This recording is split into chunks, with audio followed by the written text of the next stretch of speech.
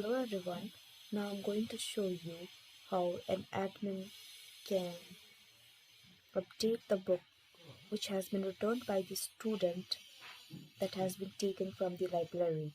So now first of all you will have to log in with the credentials, and then you will have to press on to beta, where you'll have to scroll down and click on to library and then manage students.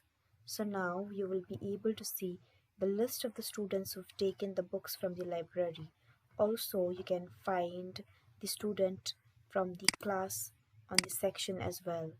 So now supposedly if Abhiginan Paul, the second student, wants to return the book and I want to update it, I will press on to return first, and then I can also search the book by the name or the count number. Also, I can edit the remarks here, whether the book is in fine, whether the book is fine or it has been given in fine condition or not. I can edit the remarks here. Okay, and then now I will have to put in the return date. So suppose it has been returned today, I will put in the date of 11th December, that is today. I will have to check in the book, which is where's Spot. The author is Erical. Now I want to update this because the student has returned the book.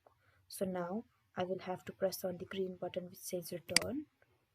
So now the book has been returned successfully and it has been updated in the web version of Vawsum app. Thank you.